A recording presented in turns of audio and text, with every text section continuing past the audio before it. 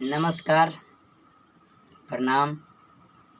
हम भोजपुरी गायक साजन सिंह दीवाना, आप सभी का छोटा भाई।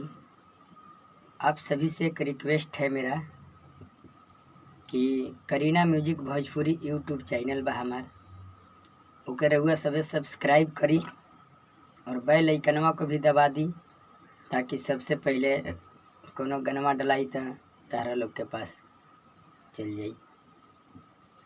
और भैया ये बोईसर में हम अपन स्टूडियो चालू कैले बनी, करीना रिकॉर्डिंग स्टूडियो बोईसर, तारापुर बोईसर, मुंबई महाराष्ट्र। तो सभी सिंगर भाइयों से विनती है कि सबसे कम बजट में अपना ऑडियो वीडियो बनवाएं, अच्छे से अच्छे क्वालिटी में, और खूब धमाल मचाइए आप सब मार्केट में।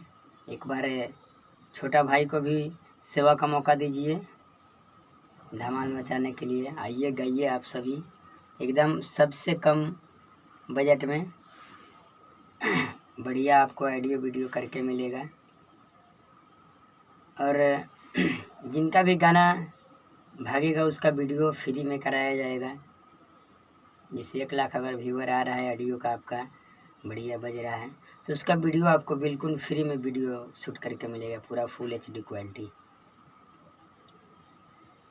और करीना म्यूजिक जोन भोजपुरी चैनल बा, ओकरे हुआ सबे सब्सक्राइब करी, शेयर करी, लाइक करी, और सबके जैसे प्यार दुलार हुआ सभे देतानी, वैसे अपने छोट भाई के भी प्यार दुलार बनैले रही, आशीर्वाद देते रही जा। बाकी तो आगे क्या करे, कब हम करबे करम जा। बस रउआ लोग के आशीर्वाद चाहिए, फिर हमनियों के मार्केट में एक दिन आई, वैसन बात नहीं है। और धमाल मचाई, पूरा कोशिश बा, मेहनत बा, जाड़ी बा मेहनत, ये धमाल मची। अभी एगो बोल बम के हमार गाना रिलीज भइल बा, ओके रउआ सब सुनी और बहुत सारा प्यार दुलार दी, लाइक कमेंट सब्सक्राइब भी करी। नया एगो बोल बम के हमार गाना रिलीज भइल बा। चलो ये रानी भोला दुआरी, देखी ल भीड़ बड़ा लागल बा भारी, ढरबुज जल हाथे बाबा के पैबू का साथे, बाबा के तू पैबू जब साथे। ये गाना हमार रिलीज भइल बा, 2 दिन भर रिलीज भइल है। यूट्यूब साजन सिंह दीवाना या करीना म्यूजिक भोजपुरी लिखम तो अपने आ जाई। चला ये रानी बाबा दुआरी।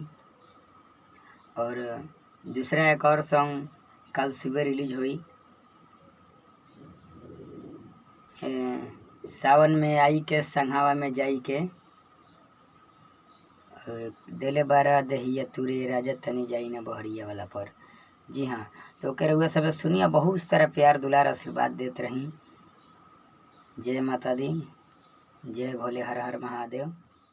धन्यवाद, फिर मिलतनी।